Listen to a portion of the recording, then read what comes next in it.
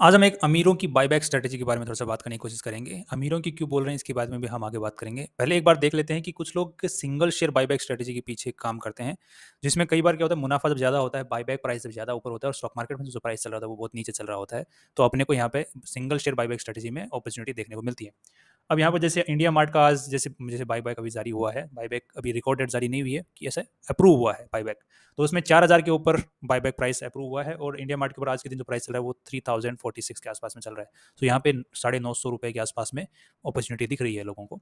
यहाँ पे single share अगर कोई खरीद लेता है और फैमिली में जैसे मान लीजिए 5 मेंबर हैं टोटल, तो आपके पास में 5 अकाउंट है, 5 अकाउंट से आपको टोटल अराउंड 5000 रुपये के आसपास में आप कमाई कर सकते हैं सिंगल शेयर स्ट्रेटेजी के साथ में। बट यहाँ पे एक रिस्क है सिंगल शेयर स्ट्रेटेजी में कि जैसे बायबैक वहाँ पे जो एक्सेप्टेंस रेशियो है वो मान के चलिए 50% हुआ है, तो और सिंगल शेयर स्ट्रेटेजी में वहाँ पे बहुत ज़्यादा डिमांड मतलब लोगों ने अप्लाई कर दिया है, तो वहाँ पे 50% जो लोग हैं सिंगल शेयर स्ट्रेटेजी वाले, उन 50% का तो एक्सेप्ट होगा, 50% का रिजेक्ट हो जाएगा। तो यहाँ पे चांसेस है रिजेक्शन होने के भी सिंगल शेयर स्ट्रेटेजी में। बट यहाँ पर इंडिया मार्ट में जिस हिसाब से कंपनी 500 करोड़ का ही बायबैक लेके आई है, तो यहाँ पर आपके हायर चांसेस हैं कि लोग ज़्यादा से ज़्यादा अप्लाई करेंगे सिंगल शेयर में। तो यहाँ पे पूरे एक्सेप्ट होने के चांसेस बहुत हैं, सारी सभी लोगों के एक्सेप्ट होने के चांसेस बहुत कम है। अप्लाई कर सकते हो, मतलब किस्मत आजमा सकते हो, कहाँ दिक्कत है, कोई दिक्कत नहीं है। बाकी जैसे अमीरों की बायबैक स्ट्रैटेजी की बात हमने क्यों की थी, तो हम बात करने वाले हैं अमीरों की बायबैक स्ट्रैटेजी। उसके हम लोग अमीरों की बायबैक स्ट्रैटेजी को बोल रहे हैं क्योंकि इसमें बहुत ज़्यादा पैसों की ज़रूरत पड़ती है। अगर आप सिंगल लॉट में भी काम करेंगे तो भी ज़्यादा पैसों की ज़रूरत पड़ेगी, लगभग 9-10 लाख रुपए की तो ज़रूरत पड़ने ही वाली है हर वक्त। अब यहाँ पे ये जो स्ट्रैटेजी है उन्हीं स्टॉक्स में काम करेगी जिनका बायबैक आया हुआ है और वो शेयर्स जो है फ्यूचर एंड ऑप्शंस में भी ट्रेड होते होंगे, तभी ये काम करेगी, अदरवाइज नहीं काम करेगी। नेक्स्ट इस जो स्ट्रेटजी है इसके अंदर में काफ़ी सारे अलग अलग चरणों में काम होता है। जैसे एक तो रिकॉर्ड डेट के टाइम पर हमको बाय मतलब बाइंग एंड सेलिंग करनी पड़ेगी। एक जब है ये जैसे अभी ओपन हो रखा है जैसे आरती ड्रग्स का, इसी टाइप से ये सारा इंडिया मार्ट का जैसे यहाँ पे आईपीओ ये सॉरी बायबैक आया हुआ है, ये भी जब ओपन होगा और क्लोजिंग की जो डेट आएंगी, ये दोनों साथ में डेट आएंगे, ओपनिंग और क्लोजिंग की डेट एक साथ में आएंगी, तो उस वक्त भी हमें एक बार बाइंग और सेलिंग करनी पड़ेगी, मतलब 2 बार इसमें अपने को काम करना पड़ेगा स्ट्रेटेजी के अकॉर्डिंग। अब यहाँ पे थोड़े से अपने को चीज़ों को ध्यान में रखना पड़ेगा कि हम अकेले बंदे नहीं हैं जो इस स्ट्रेटजी का यूज़ करते हैं। सो यहाँ पर कुछ प्रॉब्लम्स आती हैं जब लोग ये इस स्ट्रेटजी का यूज़ करते हैं, क्योंकि बड़े बड़े इंस्टीट्यूशंस भी इस चीज़ का ध्यान रखते हैं, तो वो भी इस स्ट्रेटजी का यूज़ करना चाहते हैं। और काफ़ी जिनके पास एच एन आईज बड़े बड़े लोग हैं, बहुत ही बड़े बड़े लोग हैं, उनको भी पैसों की मतलब कमाने का अच्छा मौका मिलता है, तो वो भी यहाँ पे ट्राई करते हैं। तो यहाँ पर इस स्ट्रेटजी के अकॉर्डिंग जो पहला काम होता है वो क्या होता है कि हम लोग जो शेयर जो ट्रेड कर रहा है फ्यूचर एंड ऑप्शंस के अंदर में उसका लॉट साइज देख लेते हैं।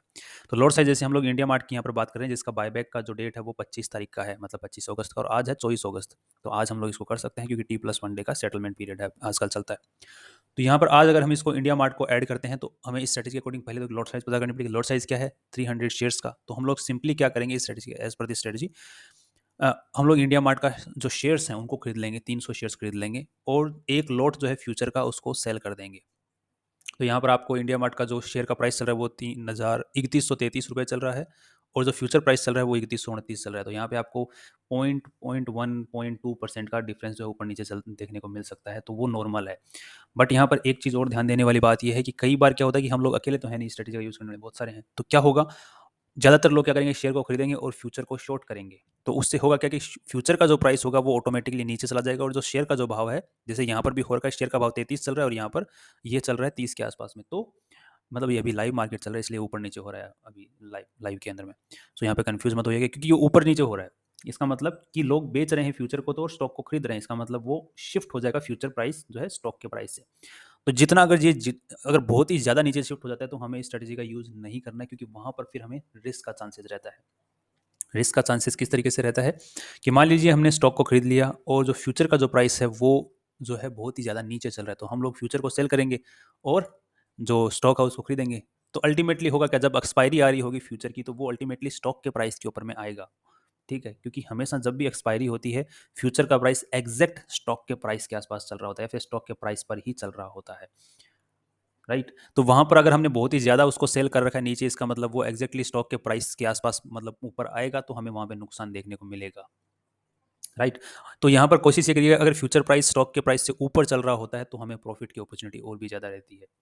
ठीक है, तो अब हमें पहला ये स्ट्रेटजी के अकॉर्डिंग हमें क्या काम करना है, हमें स्टॉक को तो खरीद लेना है 300 की क्वांटिटी में अगर इंडिया मार्ट की हम बात करते हैं, और यहाँ पर जो फ्यूचर है उसको सेल कर देना है।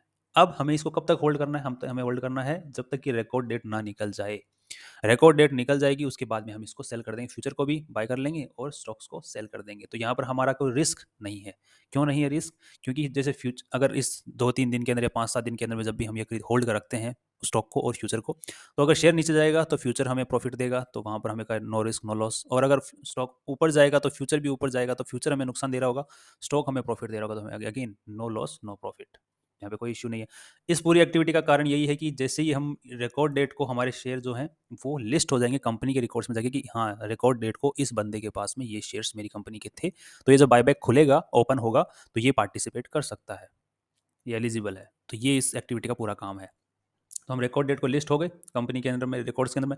अब दूसरा काम, ये सेम काम हमको तब करना है जब ओपन हो रहा होगा। जैसे यहाँ पे ओपन इश्यू ओपन और इश्यू क्लोज की जो डेट्स जारी करेगी कंपनी, तो जो क्लोजिंग डेट होगी उससे 2-3 दिन पहले हमको यही सेम काम करके रख लेना है। मतलब स्टॉक को अगेन बाय कर लेना है और जो फ्यूचर है उसको शॉर्ट कर देना है। अब ध्यान रखिएगा, जब ये इश्यू ओपन होता है और क्लोजिंग जो डेट होती है उस वक्त अपने को, जैसे मान लीजिए यहाँ पर इंडिया मार्ट जो है 4,000 के ऊपर स्टॉक को खरीदने वाला है और अभी जो भाव चल रहा है इंडिया मार्ट का वो क्या चल रहा है, 3100 के आसपास में चल रहा है। तो यहाँ पर हमें दिख रहा है कि 850-900 पॉइंट का हमें प्रॉफिट यहाँ पे देखने को मिलेगा, जिन जो शेयर्स हमारे एक्सेप्ट हो जाएंगे बाईबैक में उनके ऊपर में, राइट। अगर आपको इश्यू क्लोजिंग या इश्यू ओपन होता है तब तक ये प्राइस पहुंच जाता है मतलब 3900 के आसपास पहुंच जाता है, तो फिर उस एक्टिविटी को करने का कोई मतलब नहीं है, राइट। कोई मतलब, क्योंकि आपको 3900 रुपये में तो वो शेयर मिल रहा है और 100 रुपये के बेनिफिट के लिए मतलब आपका तो वहाँ पे ब्याज भी नहीं आएगा। तो यहाँ पर जब अच्छा खासा कम से कम 10-15-20% का आसपास का डिफरेंस यहाँ पर होता है, 25%, तब हमें इस एक्टिविटी का यूज़ करना है जब इश्यू ओपन और क्लोज हो रहा था या फिर रिकॉर्ड डेट के आसपास में जब बड़ा डिफरेंस हो रहा होता है, बायबैक कंपनी बहुत ज़्यादा ऊपर कर रही थी, तभी हम इन एक्टिविटीज़ के अंदर में इन्वॉल्व होंगे, अदरवाइज नहीं रिस्क लेंगे हम लोग, ठीक है। अब यहाँ पे जैसे यहाँ पे अच्छा खासा अपने को लगभग, क्योंकि 31,000-4,000 के आसपास बायबैक कर रही है, तो यही चीज़ हमें अगेन देखनी है जब कंपनी की क्लोजिंग ओपन, जो ये ओपनिंग जो होगी, इश्यू ओपन होगा और इश्यू क्लोजिंग की जो डेट्स आएंगी तब क्या भाव चल रहा होगा, उसी के अकॉर्डिंग हम लोग अगेन डिसीजन लेंगे। अगर उस वक्त भी अगर डिफरेंस अच्छा खासा मेंटेन्ड रहता है, मतलब स्टॉक प्राइस तो यही चल रहा है 3100-3200 या फिर हमें 20 मतलब 10-12-15-20% के आसपास का बेनिफिट मिल रहा है, तो हम लोग अगेन वो एक्टिविटी करेंगे, अदरवाइज इग्नोर करेंगे। तो अभी मान के चले थे कि 25-20% के आसपास में बना रहेगा डिफरेंस, तो उस वक्त भी हम सेम ये एक्टिविटी करेंगे, बाय कर लेंगे स्टॉक्स को तो, और फ्यूचर को सेल कर देंगे। तो फ्यूचर को सेल करेंगे तो वही सेम काम होगा। अब वहाँ पे होगा क्या, आप लोगों को उस वक्त क्या करना है, अपने जो शेयर्स होते हैं उनको बायबैक के अंदर में पार्टिसिपेट करवाना है। तो आपका जो ब्रोकर होगा वहाँ पे आपको वहाँ पे ऑप्शन मिलेगा कि अपने शेयर्स को टेंडर कर दो, मतलब अपने शेयर्स को दे दो, कंपनी को बोल दो कि मैं अपने शेयर्स देने के लिए तैयार हूँ बायबैक में, तो आप लोग टेंडर कर दोगे अपने शेयर्स को। फ्यूचर वहीं का वहीं पड़ा रहेगा, आपके अकाउंट में दिखता रहेगा। अब वहाँ पर कंपनी को 7 डेज़ का एटलीस्ट टाइम लग जाता है आपके शेयर्स को एक्सेप्ट या रिजेक्ट करने के अंदर में। तो वो 7 दिन तक आपको इंतजार करना है। 7 दिन में जितने शेयर्स आपके एक्सेप्ट होंगे, मतलब वो 4,000 के ऊपर एक्सेप्ट होंगे, तो जितने ज़्यादा एक्सेप्ट होंगे उतने लिए आपके अच्छा है। जितने नहीं एक्सेप्ट होंगे वो वापस आपके अकाउंट में आ जाएंगे, और जैसे ही आपके अकाउंट में शेयर्स जो रिजेक्ट हो जाते हैं वो आ जाते हैं, आपको फ्यूचर को भी उड़ा देना है और स्टॉक्स को भी उड़ा देना है।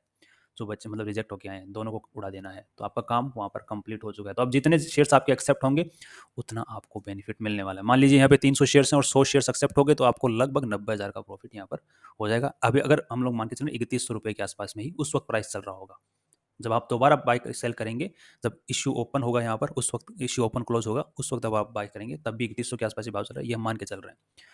तो ये कंप्लीट है। अब यहाँ पर इस स्ट्रेटेजी को पूरा का पूरा रिस्क फ्री बनाने के लिए हम लोग एक काम और कर सकते हैं, उसको हम कहते हैं कि जैसे मान लीजिए अभी जो जो सेकंड जब टाइम हम जब बाइंग कर रहे होंगे, जब इश्यू ओपन क्लोज हो रहा होगा, तो वहाँ पे अब 7 डेज का जो विंडो होता है, इश्यू क्लोज होने के बाद में 7 दिन का टाइम लेती है कंपनी या तो बायबैक को एक्सेप्ट और रिजेक्ट करने के लिए। तो वहाँ पे एक थोड़ा सा रिस्क रहता है जिसको हम बोलते हैं कि अगर फ्यूचर का प्राइस जो बायबैक प्राइस है उसको भी क्रॉस कर गया तो हमरे को नुकसान होने का चांसेस खतरा रहता है वहाँ पर।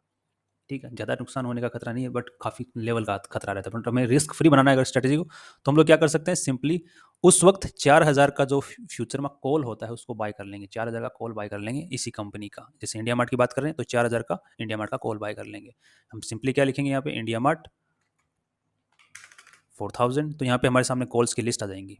तो अब अगर जो भी प्राइस चल रहा होगा कॉल का वो हम लोग वहाँ पर पे कर देंगे और हमें बाय कर लेना। तो अब ये कंप्लीट जो स्ट्रेटजी होगी ये कंप्लीट रिस्क फ्री हो जाएगी आपके लिए। आपको कोई रिस्क नहीं रहेगा किसी भी लेवल का।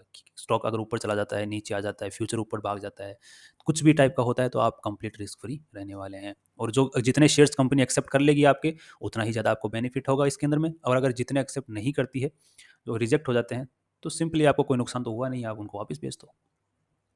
उम्मीद करिए ज़्यादा से ज़्यादा करें।